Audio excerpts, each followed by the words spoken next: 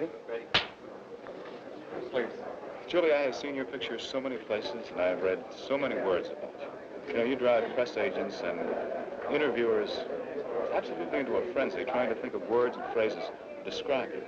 Who are you? Who is Julie Christie? Oh, for goodness sake, don't ask me that. How do I know? I certainly can't be bothered to stop and think about it now.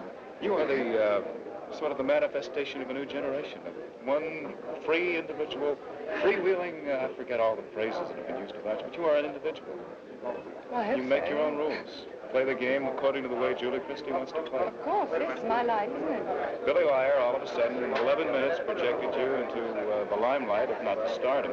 But then you said no to any more films, and you went on the road. You came to America, you went to France, touring with the Royal Shakespearean Troupe. You really liked this. Was this a discipline as an actress? Well, first of all, it's what I wanted to do, more than make films, so there's no great, nothing very great about that. Just how I happen to enjoy it. Stage work. Milk instead of cream? Thank you very much.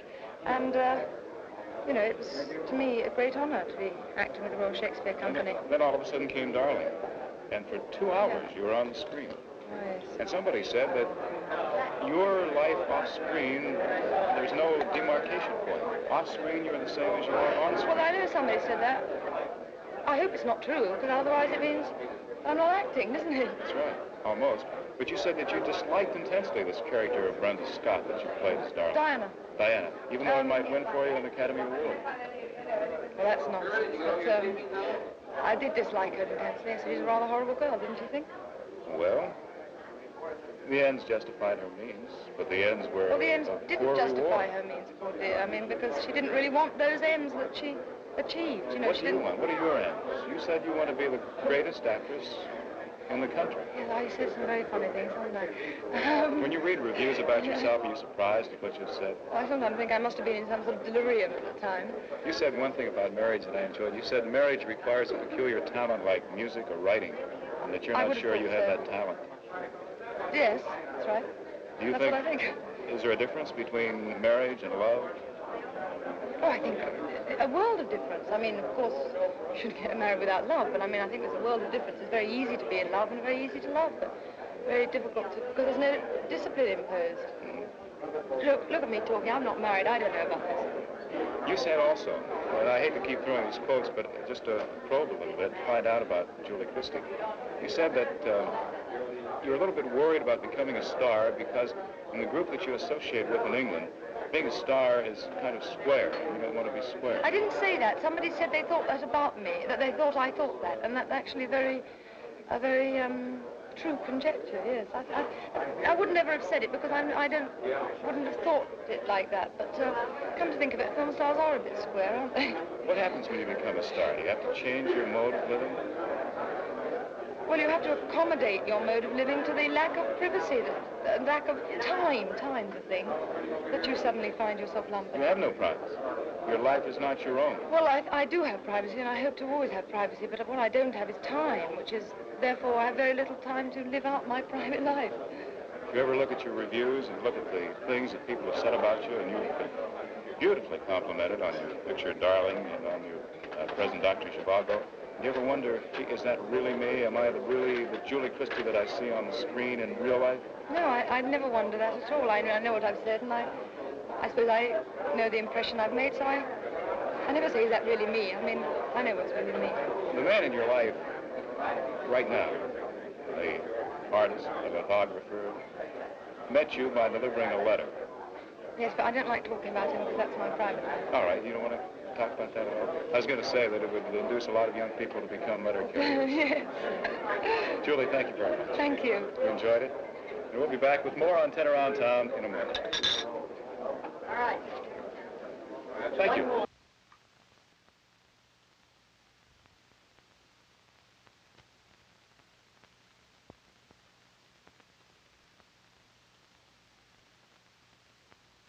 Peter, Christie, take one. Julie Christie, we're here for the opening of the door. False start. Julie Christie, we're here for the opening of Dr. Zhivago, which we haven't seen. We'll see tomorrow night. We're at the Americana Hotel. I guess your life has changed considerably in the last few years, huh? You're telling me, yes. Is it fun? Is it frightening? Are you frightened at all of what's ahead? Because there's great success ahead for you. The only thing I'm frightened of is when I think a film actress's life is very short. I'm just wondering what happens when I sort of can't play little girls anymore. Well, then you play older Big girls. women. You play big girls, and that's all. But is it, you think, ahead to that point, what's going to happen to me 10 years from now, when maybe the cards I aren't don't there? think ahead at all, actually. It's the only thing I think of. Well, I wonder what one does then. I don't know. What, is Darling so far your favorite film? No, definitely not. No, this last film, Dr. Zhivago. Dr. Zhivago is. I had this most beautiful party. Are you friendly with Geraldine Chaplin off screen? Have you become friends? Do people become friends in a film? Close friends? Sometimes.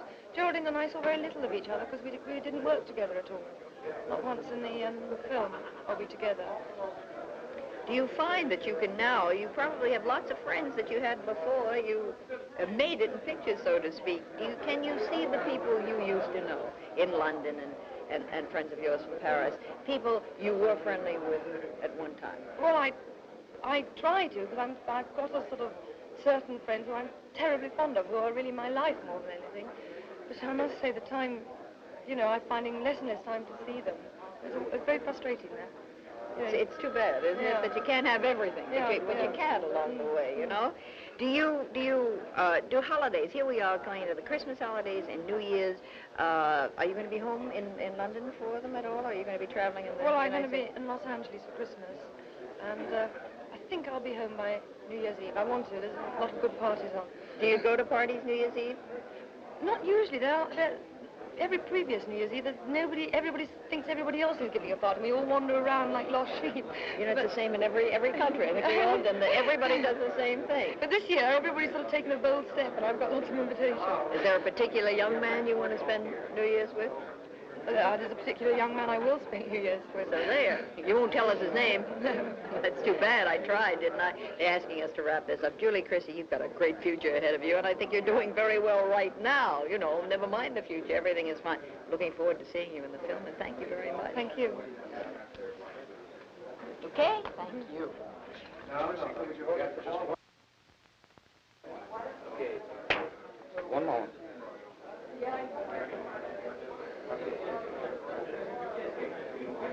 And now we'll talk for just a minute or two with Julie Christie, who will be seen in Dr. Zhivago when it opens in Detroit shortly.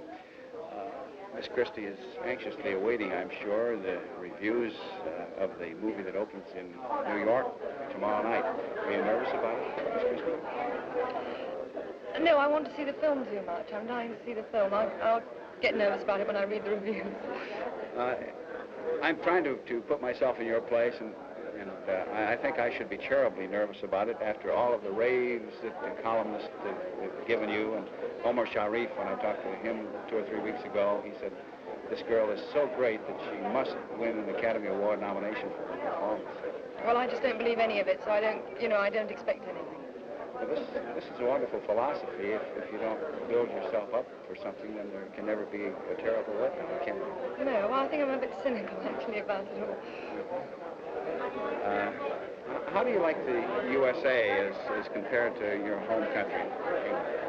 I love New York. I think it's a marvelous place. There's everything for every taste, and it's lovely. But I wouldn't like to stay here too long. I think it's perhaps one could get too spoiled.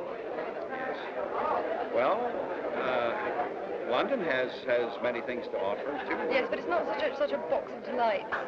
It has things to offer, but not... I mean, you've got... Everything is most beautiful here. You've got one of the most lovely music, Museum of Modern Art.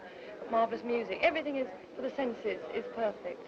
But don't you think that the actress or actor has a better opportunity for doing legitimate theater in England than he does? Theatre is the only thing I think probably is better in England. At the moment, I mean, it'll swing around, but at the moment I think it's a bit more lively in England. Well, I love your country, and I'm glad you love ours, and I see the man says that we are running out of film. Thank you for talking. Thank you. It's nice. real pleasure for seeing the picture around so long.